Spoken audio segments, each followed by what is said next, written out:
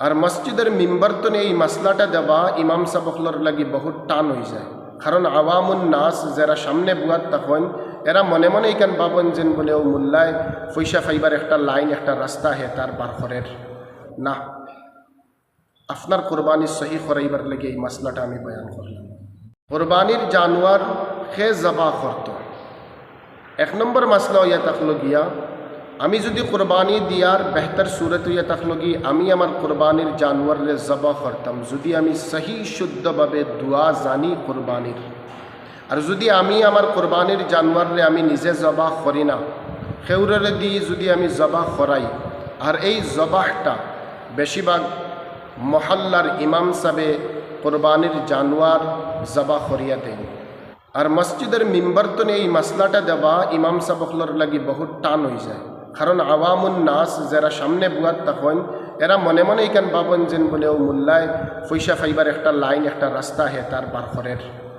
গতিকে আমি আপনাইন্তরে বাঁচাইবার লাগিয়া, আপনাইন্তর কোরবানি সহি করাইবার লাগি, আপনাইন্তর কোরবানি মশলা মোতাবিক ওইবার লাগি আমি এই মশলাটা বয়ান করিয়ার।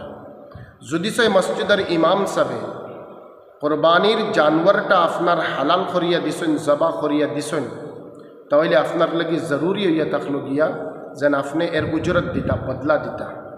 কারণ মশলার মধ্যে আর কোরবানির জানোয়ার যদি সয় খেউরে দিয়ে হালাল করাও তাহলে নির্দিষ্ট করিয়া পয়সা মুতায়িন করিয়াও হালাল করা জায়েজ আছে, জবা করা জায়েজ আছে। সাবরে এই কোরবানি হালাল করার জানোয়ার হালাল করার উজরত দিতাম। নতুবা ইমাম সাহেব যদি মনে মনে এই কথা লইয়াইন বলে অত কষ্ট করিয়া কাফড় রক্ত শক্ত লাগাইয়া তার বেটার কোরবানির জানোয়ারটা জবা করিয়া দিলাম হালাল করিয়া দিলাম, একটা টাকা দিল না, তাহলে আপনার কোরবানি শেষ হইতো না, জায়েজ হইতো না আপনার কোরবানি। গতিকে আপনার লাগি জরুরি ইয়া থাকলো গিয়া আপনি যারে দিয়া হালাল করাইবা, বেশিরভাগ ইমাম সাহেব অকল দিয়া হালাল করা নিয়ে হয় এর উজরত আপনি দিতা। ইমাম সাহেব অকলে মসজিদের মিম্বর তো এই কথাটা কইতে তোরা টান ফাইন, কারণ মানছে মন করেন যেন বলে ও পয়সা ফাইবার একটা রাস্তা ইমাম সাহেবে বার করলা না। আপনার কোরবানি সহি করাইবার লাগে এই মশলাটা আমি বয়ান করলাম।